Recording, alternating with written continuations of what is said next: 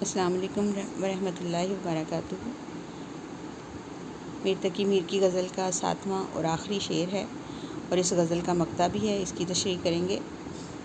کہیں کیا جو پوچھے کوئی ہم سے میر، جہاں میں تم آئے تھے کیا کر چلے۔ مفہوم: اگر مجھ سے پوچھا گیا کہ تم دنیا میں کس مقصد کے لیے آئے تھے اور کیا کر چلے تو میں کیا جواب دوں گا۔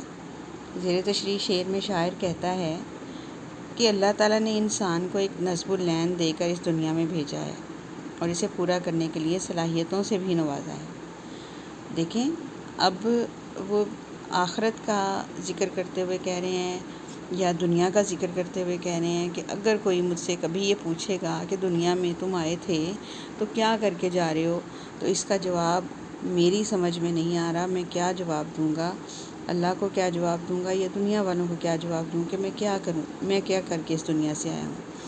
تو شاعر کہتے ہیں کہ اللہ تعالیٰ نے انسان کو ایک نصب العین دے کر اس دنیا میں بھیجا ہے، اور وہ کیا ہے؟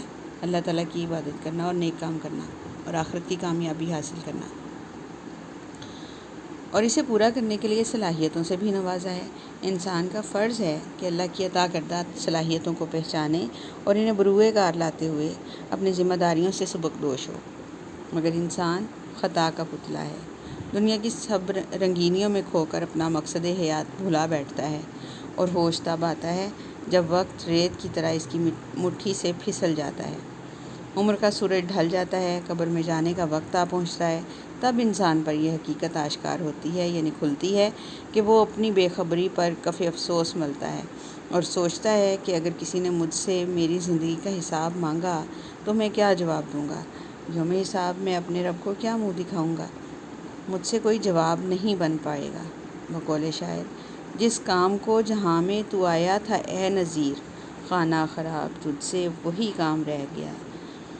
مطلب یہ کہ جس کام کے لیے دنیا میں آیا تھا تم نے وہی کام نہیں کیا۔ ہاں، دنیا کے جھمیلے بہت نبھائے، دنیا کے بہت سے کام کیے، لیکن جس کام کے لیے، جس مقصد کے لیے تجھے بھیجا گیا تھا وہ تم سے نہیں ہوا۔ چنانچہ تشریح طلب شعر میں شاعر نے یہی مضمون باندھا ہے۔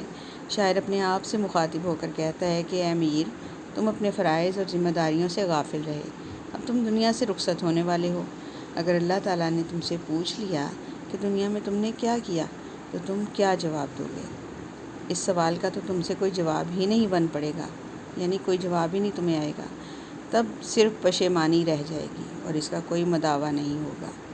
اصل میں شاعر انسان کو زندگی کی حقیقت سمجھانا چاہتا ہے کہ اس وقت کو غنیمت جان کر اللہ کی رضا حاصل کرنے کی کوشش کرو تاکہ آخرت میں کامیابی حاصل کر سکو۔